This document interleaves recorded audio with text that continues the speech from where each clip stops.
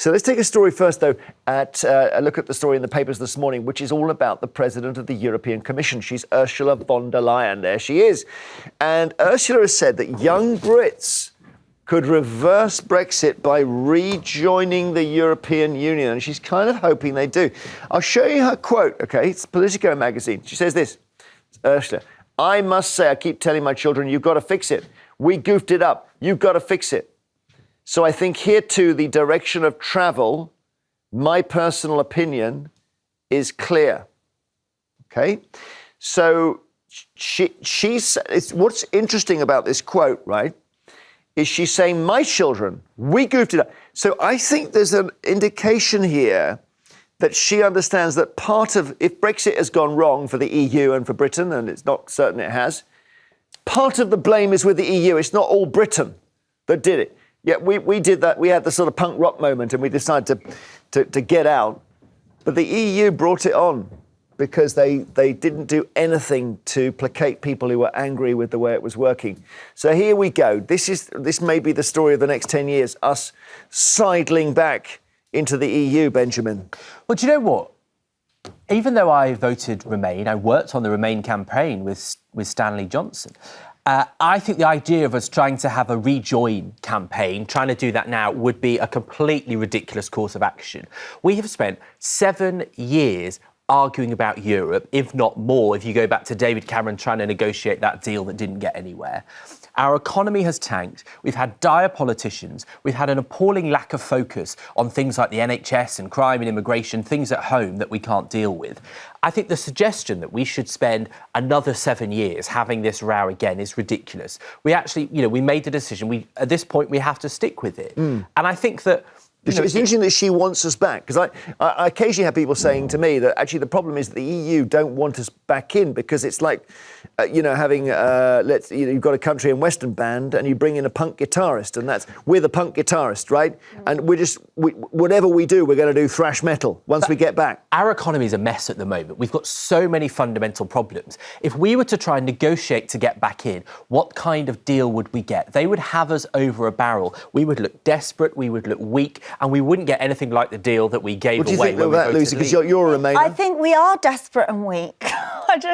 I was a Remainer, or I think we should rejoin. I think that the vote should never have been given to the public to vote for it because, like, generally speaking, most of the public, including myself, were not informed about everything, about what it all meant, Well, it probably became a vote about immigration. Exactly. Yeah. And so I think in the end it just became a bunch of older people voting, we don't want those immigrants, we're British, blah, blah, blah. And actually for our children, and I've got 3 kids. It's devastating. Well, I was explaining to my 13-year-old what it meant the other day. Oh, really? And about, you can't go and work there and you can't just go and study there anymore. And, she's studying Spanish and she's like, I could go. And I said, no, you can't now because of what people voted for. So I should point out Number 10 has rejected Ursula von der Leyen's suggestion that Britain could reverse or fix Brexit, as she said.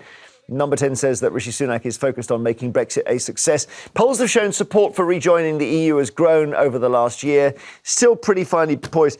I don't think we could ever go through another referendum. I guess what would happen is, 2 things. You might see Labour come to power and just basically move us in sideways. Well, they've and said the they're second not thing going to is do that. you might have if you go on beyond this current generation and you get our kids are suddenly in their 20s, they may just decide to go and stuff it. I think there's a lot of truth in that. Labour is never going to let on if it wants a closer alignment because it has to win back those largely northern seats that were Brexit Labour seats that have those 2 things. But I think for the economy, it's essential that we have a closer alignment. I don't think there's any suggestion we should have a referendum. And also, it's a bit rich of Ursula von der Leyen, right? Because she's saying, we've learned the lesson. It was the EU's fault as well as Britain making the choice. Well, I tell you what, you're not doing much about it, Ursula, because you've got Orban in Hungary, which is an anti-EU government. You've just had Geert Wilders, the far-right guy, get the most seats in the Dutch election. If she's learning the lesson, then the rest of Europe isn't listening. I don't think she's actually acknowledging what a lot of Europeans say. And I like the EU, but it's not got its house in order.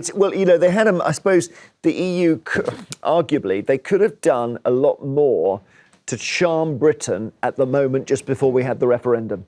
But Cameron, poor old David Cameron, went round the EU, said, can you give us something, anything? And he came back with nothing. And one of his own MPs famously stood up, Bernard Jenkins, in the House of Commons and says, is that it?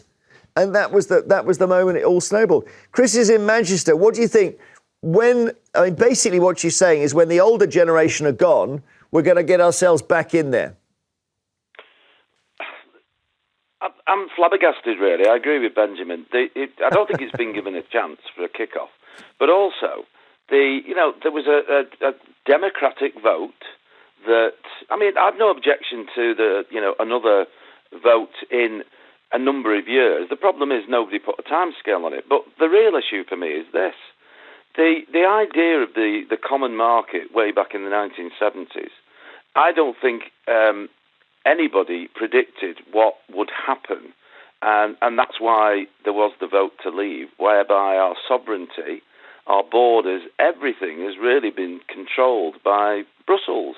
And I don't think people, which is why the vote went the way of Brexit and to leave. I suppose the thing was always based on the idea that if you've got an internal market, you need a parliament to regulate it, and so you end up with this massive parliament. And you then have also got to have free movement of people as well as goods. And when you tie all that together, it ended up with something that people didn't want. Well, the big one for me is the laws, the European Court of Human Rights and Brussels completely, really. We still have to defer to Europe on some of our lawmaking. That's not the EU. That. We keep getting this thing because the ECHR is in Strasbourg, the building. People think that's the EU, and it's not. So we got into such a tangle on that. Thanks, Chris. Well, another Chris, Christopher in Kent. Hi. Oh, hello there. Do you think we should? She's right that we leave it to the young ones, and they'll rejoin. No, I don't think we should rejoin, actually, because the EU is getting far too big. It's expanding all the time, and it's going to be unsustainable. And we talk about the economy tanking, but lots of economies across Europe have tanked because of recent events, so I don't think that's the issue. And I think we ought to remember what happened to the former Yugoslavia. That was a bunch of states all put together, cobbled together with a centralised bureau in Belgrade. Yeah, President and that fell Tito. apart. Yeah, and I think people forget about that. I mean, that was a sort of a smaller version, if you will. Let me just think if that's the same thing, because you could say the USA as well. But they had a Yugoslav army. We don't have a European army, do we? Well, no, but that's what they're trying to do, though, isn't it? You see, well, the thing about the EU, they want to grab more and more power all the time and centralise it in Brussels. And this one size fits all doesn't work, you know. If we go, let me just ask on your point, Christopher, Luisa, if we go back in as you want us to, we have to join the euro. There's no way we could get back in without it. Well, no, this is what we were saying about we're now in a weaker position. Yeah, so would you be happy with that, losing the pound? Do you think it's price worth paying? No, I don't want to lose the pound. Okay. Because it's currently stronger. Well, it's a bit stronger than the euro, I don't see how we... Well, yeah, but I mean, that's... But if they're saying, oh, we've messed up and we want you back, that could be a standing point. Like, we'll come back, but we keep the pound. And also, we might not lose it. I think about a fifth of the EU's budget came from the UK. And so, they would want us back, not just for the economic and diplomatic might, but because of the actual funding of the institution itself. A huge proportion came from Britain. And so we're not without the arguments that they would want us back. I just think that we'd be in a much weaker position today than maybe in 20 years' time. Let's see. I don't know. He who pays the piper. Thank you, Christopher. Right. Get in touch on this. I can't believe we've had, as Benjamin said, we had 7 years of Brexit. We're now out, properly out, and now we're starting to debate whether we should rejoin. This could be the rest of our lives, this conversation. 0207 862 2222. Give us a call. Martin in Shropshire. Is Ursula von der Leyen right that the kids are going to get us back in? Well, good morning, Jeremy. Good morning, Martin. Good morning, Jeremy and Paul. Morning. Well, I'm amazed that this keeps coming round, actually. Well, of course she wants us back. They want our money, don't they? I mean, what gets me is that we were... some of the panellists and viewers state we didn't know what we were getting into. Well, I've got a leaflet still in my hand, sent out to every household in the country at a cost of 9.3 million, I think, at the time, where it says a vote to leave could mean a decade of more uncertainty. And it lists out in several detail why we shouldn't join. Now, if people haven't read that at the time, who have they got to blame? This was the Cameron leaflet, was it? That's right, yeah. And did you disagree with that leaflet? What do you want? I mean, ideally, would you think we shouldn't have left, Martin? No, I think we should have left. Okay. My reason for voting to leave was sovereignty, really, and getting back control, which... Well, Luisa, that's not gone well, though, has it? You stuffed us, then. That's the thing. Voted for sovereignty, voted for control. It's just, we live in a bigger world. And I don't see why we have to be... Yeah, we can still have our values and we can still have our sovereignty and our... but Martin, Luisa says you stuffed us. Generations and trade and economically, it was the stupidest thing. Mart? Well, the root cause of the problem was that those in power at the time never thought for one moment they would get the vote that they got, and there was no planning at all beforehand, as if for a leave vote. Really, that was the problem. What's your accent, Martin? Your accent. I love accents. I'm getting a bit of Ireland in there. Are you Irish originally? No, I'm obviously mid Shropshire, so it's quite a. Oh, it's just Shropshire. Okay, so the Independent Republic of Shropshire. I wondered whether you had a bit of family in the EU and stuff, and because that's. No. All right. No, nothing like that, I'm afraid. Okay. Well, listen. Thanks, Martin, very much for taking part. James is in France. James in France. Hello. Hello. Whereabouts in France, James? Near Strasbourg, a place called Mulhouse. Mulhouse? In Alsace, yeah, Mulhouse. Oh, it sounds a bit German because it's in that bit, that disputed. Yeah, it was part of Germany. Of course it was. So they don't mention the war. Yeah, what do you want to say? I don't think it ever should have happened in the first place. It was all based on lies, fraud, bribery. There isn't going to be 350 million a week for the NHS. We know that. It was based on lies. MPs who've come in here who supported it always say that we don't now pay them the annual 22 billion or whatever, so we've saved that money. That's fundamentally the saving. No, but for every pound you spend in the EU, you get £10 back. You're getting a lot back. That's true. I don't know if that's true. But are you in France permanently, or are you on the run, or what? I'm originally from Northern Ireland and French Foreign Legion. Then I stayed in France, got French citizenship as well as Irish citizenship. Did you say you were in the French Foreign Legion? Yeah. I've never talked to anyone who. I thought it was just sort of legendary. That must be a bit hard work. It was, yeah. I was young at the time. I was in the military police side of it.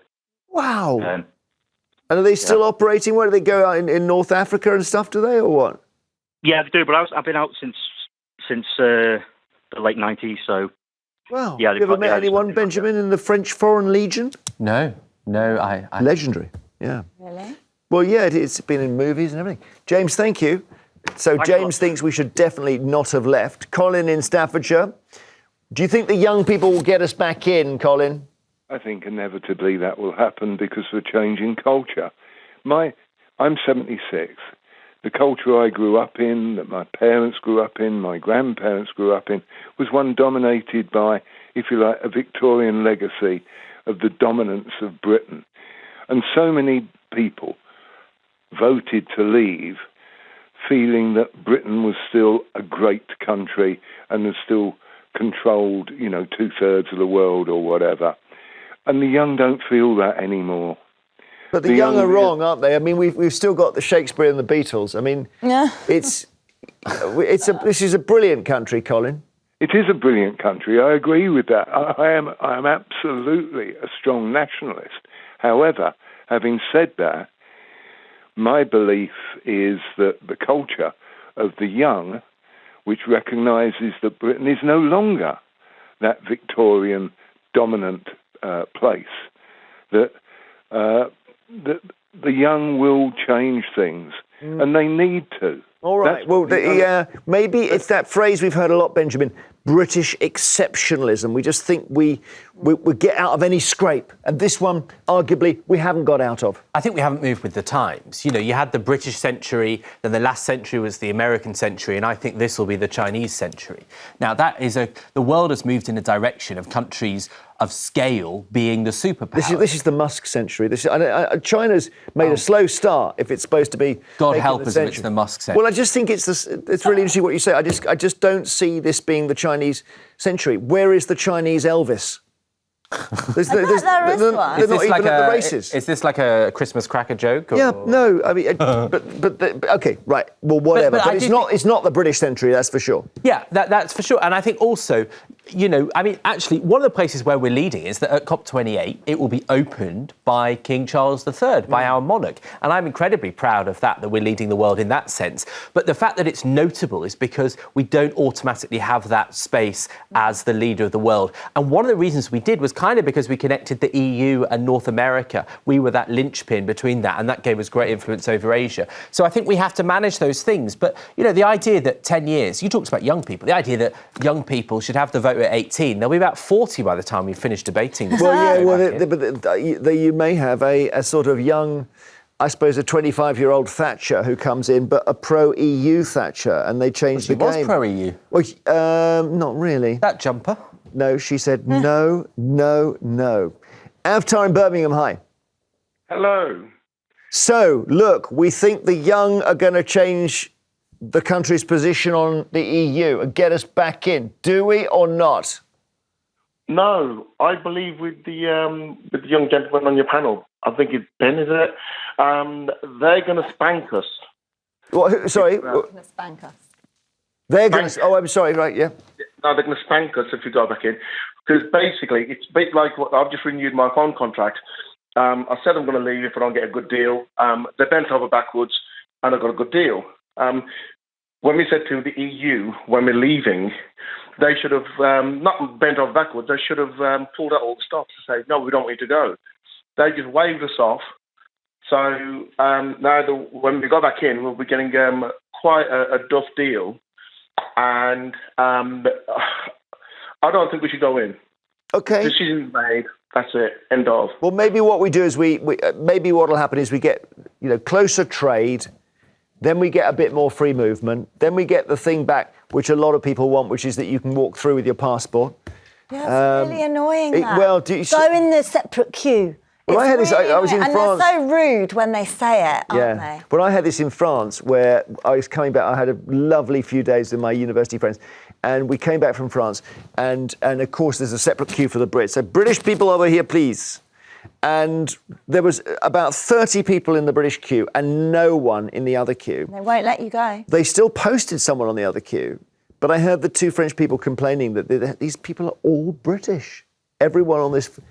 So and that's a flight from, obviously, Paris to the UK. So, yeah, everyone on it was British. I just think the EU hasn't learned its lesson. I didn't want us to leave, but people had legitimate reasons for that. They felt like they weren't being listened to. There was a democratic deficit. And the EU doesn't look like it's learned that lesson. So, you wouldn't go back to an ex that's not stopped cheating. So I don't think, we should go back to the EU.